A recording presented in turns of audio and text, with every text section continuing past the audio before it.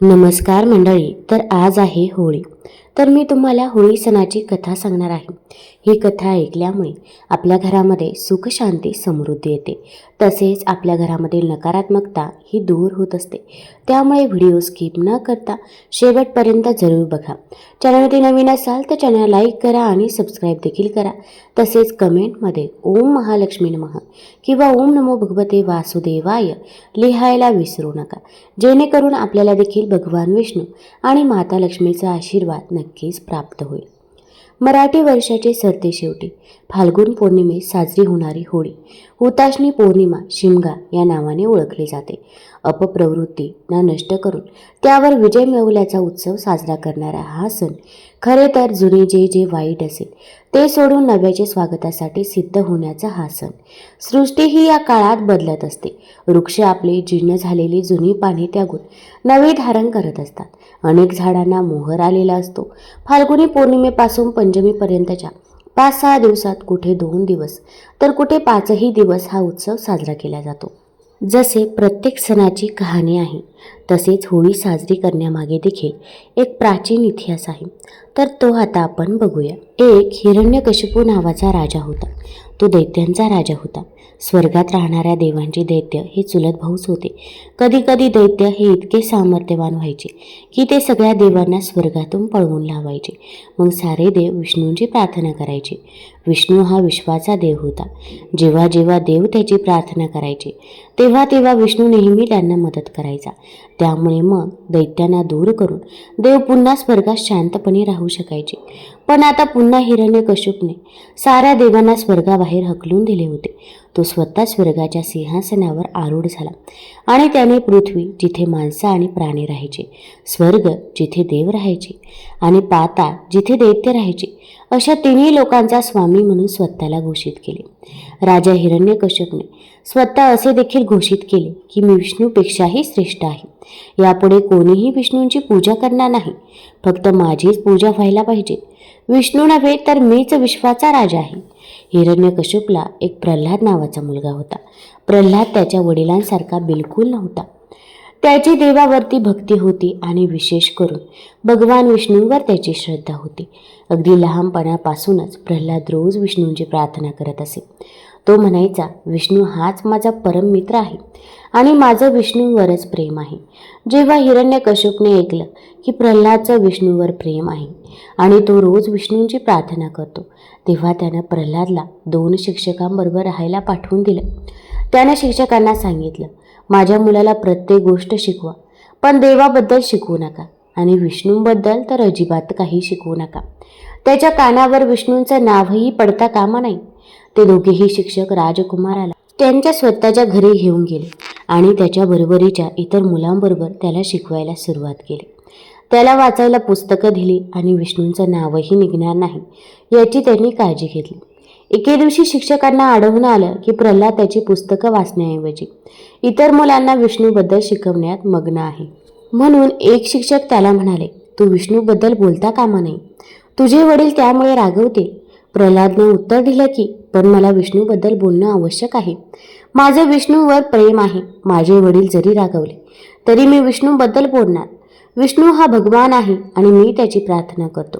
तुमच्या शाळेतल्या मुलांना देवाची प्रार्थना कशी करायची ते ठाऊक नाही आणि विष्णूंची पूजा कशी करायची तेही त्यांना माहीत नाही, म्हणून मी त्यांना शिकवत आहे.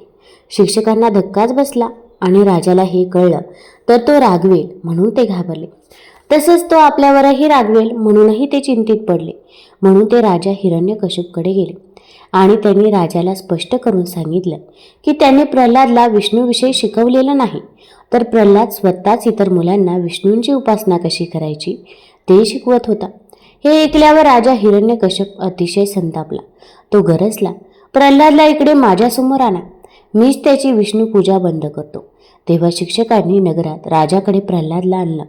तेव्हा तो त्याला प्रेमाने आणि मृदू आवाजात म्हणाला, बाळा, तू विष्णू पूजा का करतोस?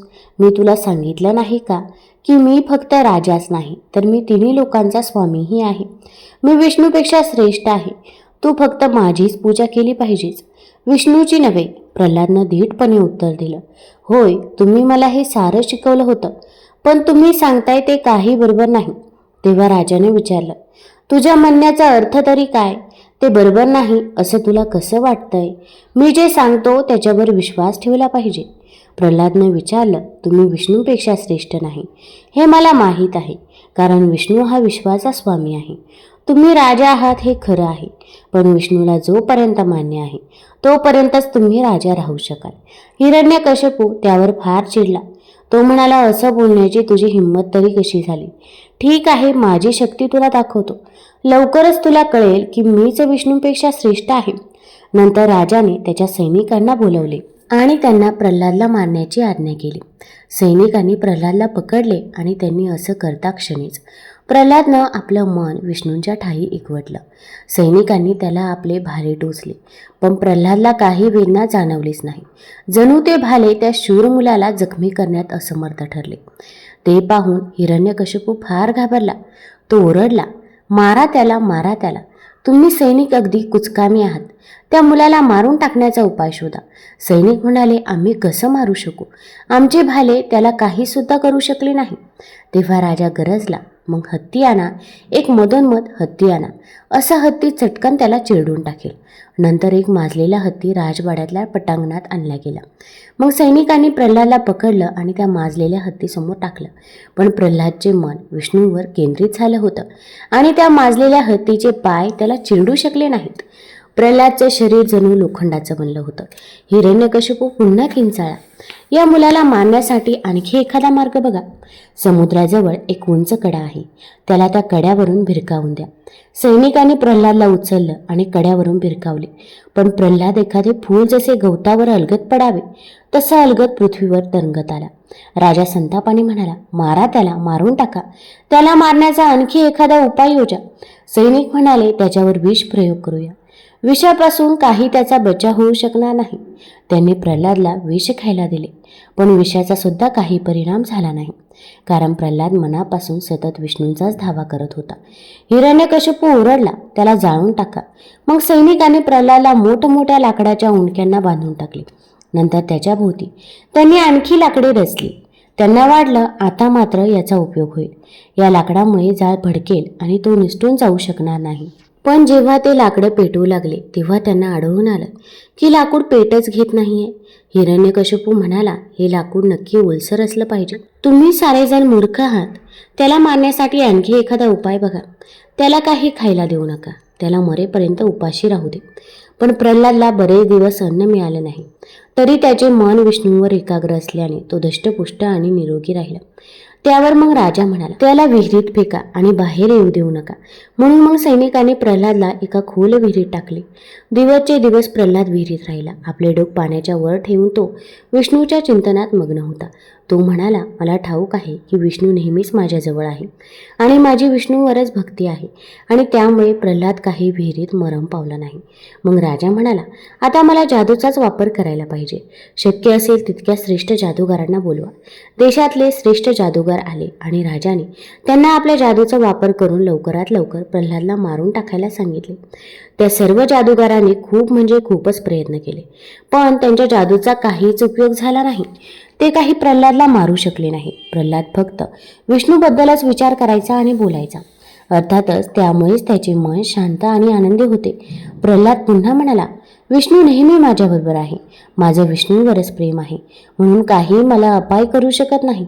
नंतर हिरण्यकश्यपू राजाने सैनिकांना आज्ञा केली की त्याला पाताळातून आणलेल्या भयंकर सर्पांनी बांधून टाकावं. ते सर्प बळकट दोरांपेक्षाही बळकट होते आणि अशा सर्पांद्वारे सैनिकांनी प्रल्हादला बांधून टाकलं. हिरण्यकश्यपू रागाने म्हणाला, आता त्याला समुद्राच्या तळाशी भिरकावून द्या आणि त्याला एका डोंगराने झाकून टाका. त्याला तिथेच मरू दे. तो काही लगेच मरायचा नाही, पण मरेल नक्कीच, अगदी निश्चितच. त्याला त्या भयंकर सर्पांनी बांधून समुद्रात फेकलं गेलं आणि वरून डोंगरानं झाकलं गेलं. तरीसुद्धा प्रल्हादचे मन विष्णूवरच केंद्रित झालेले होते.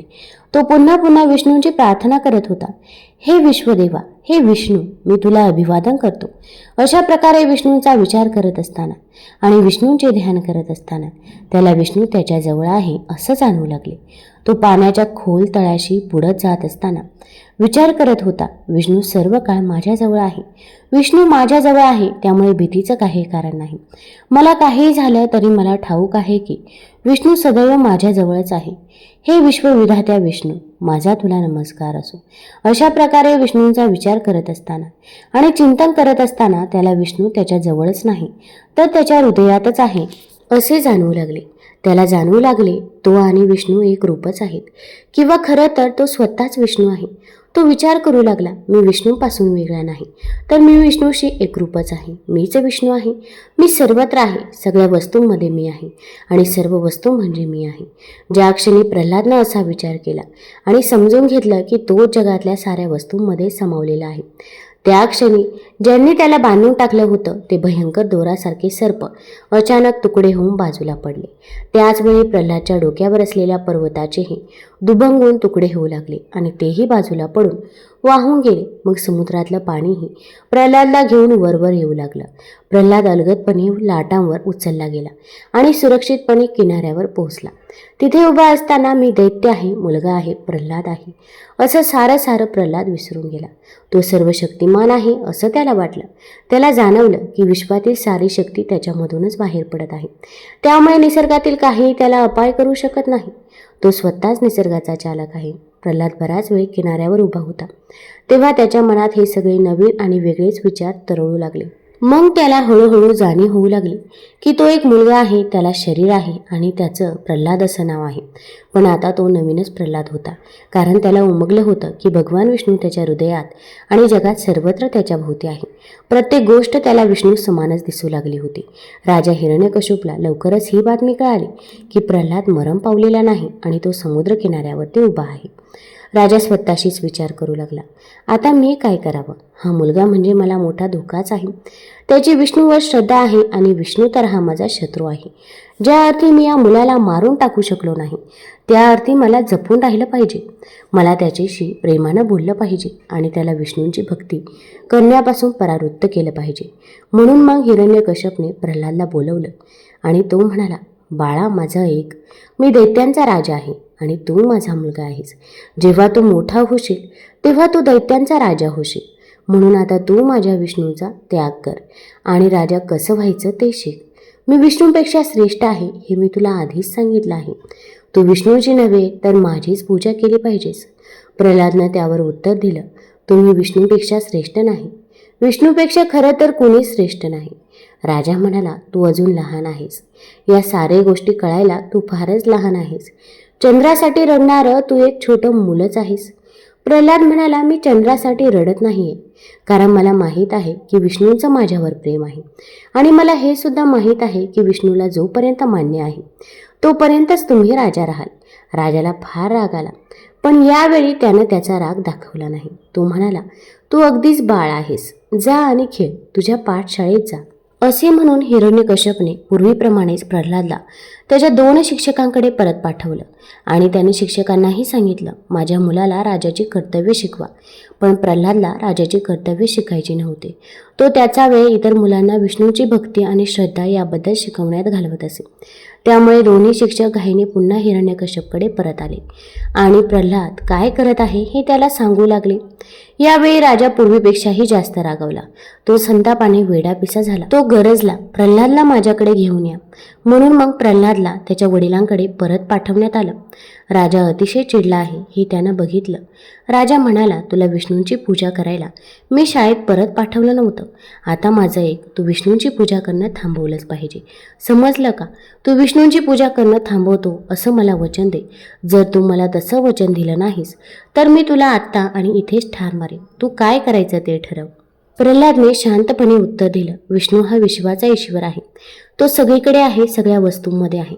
त्याला आधी अंत काहीच नाही. विष्णूपेक्षा श्रेष्ठ कोणीही नाही. म्हणून फक्त एका विष्णूंचीच पूजा करायला हवी. हिरण्यकश्यप अधिकच संतापला होता.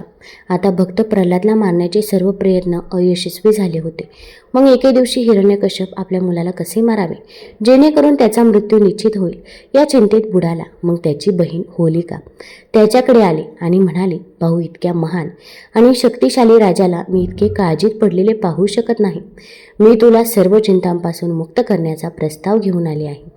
तेव्हा हिरण्यकश्यप आश्चर्यचकित झाला आणि म्हणाला, होलिका बहिणी, कसला प्रस्ताव? मला सर्वात जास्त चिंता आहे ती म्हणजे माझा मुलगा विष्णू भक्त प्रल्हाद, जे तो पापी माझा एक भाग असूनही विष्णूंचे नाव घेतो. मला फक्त त्याला मृत्यूदंड द्यायचा आहे, पण तो मरत नाही. तो मेल्यावरच माझ्या सर्व चिंता दूर होतील.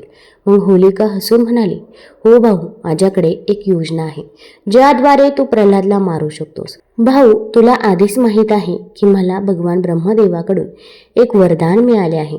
कोणतीही आग मला काही नुकसान पोहोचवू शकत नाही. मी तुझ्या मुलाला प्रल्हादला माझ्या मांडीवर घेऊन अग्नीत बसे. तू फक्त एवढे कर की सैनिकांच्या मदतीने एका मोठ्या ठिकाणी एक चित्ता पेटव आणि मग मी प्रल्हादला माझ्या मांडीवर घेऊन त्या अग्नीत बसेन. मग मी त्याला घट्ट धरून ठेवीन जेणेकरून तो त्या आगीतून सुटू शकणार नाही आणि तो त्याच चित्तेमध्ये जळून राख होईल. पण मला काही होणार नाही. यामुळे तुमच्या मार्गातील एक शत्रू देखील नष्ट होईल.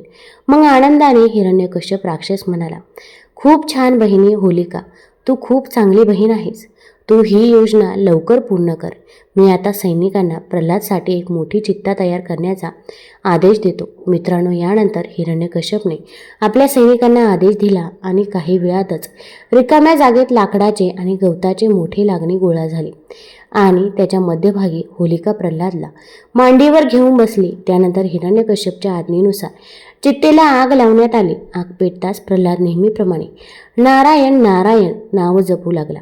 आता अग्नीची उष्णता त्यांच्यापर्यंत पोहोचू लागली. होलिकेला त्याची उष्णता जाणवू लागली. ती आश्चर्यचकित झाली, कारण याआधी अग्नीने तिला कधीही असा अनुभव दिला नव्हता.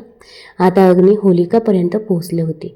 होलिकाचे शरीर त्या अग्नीत जळू लागले होते, तर प्रल्हाद तिच्या मांडीवर बसून शांतपणे विष्णूंचे नाव घेत होता. हे पाहून होलिकाला खूप राग आला आणि ती मोठ्याने मला ब्रह्मदेवाने दिलेले वरदान खोटे असल्याचे ओरडू लागली आणि म्हणू लागले की मला फसवले गेले. माझी फसवणूक झाली आहे. ब्रह्मदेवाचे वरदान खोटे आहे.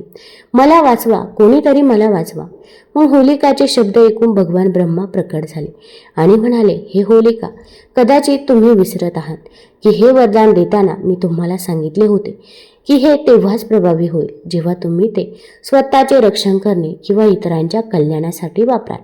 परंतु तुमच्या हाताने या वरदानाचा गैरवापर केला जात आहे. या वरदानाने तू एका निष्पाप मुलाला मारण्याचे धाडस केले आहेस, म्हणून तुम्हाला तुमच्या कर्माचे फळ मिळाले आहे, असे म्हणत ब्रह्मदेव अदृश्य झाले. ती आग खूप मोठी झाली होती आणि आता इच्छा असूनही होलिका त्यातून बाहेर येऊ शकली नाही. तिथे नारायण म्हणजेच भगवान विष्णू स्वतः प्रल्हादचे रक्षण करत होते, म्हणून प्रल्हादला काहीही झालं नाही.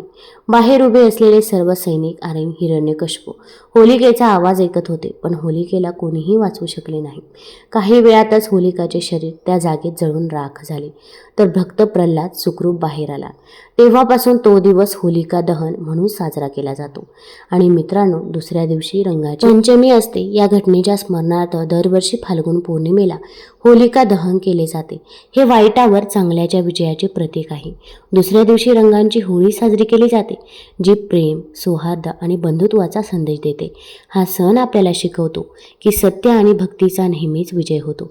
अशा प्रकारे होळी आणि रंगपंचमी सणाचे महत्त्व अनन्यसाधारण आहे.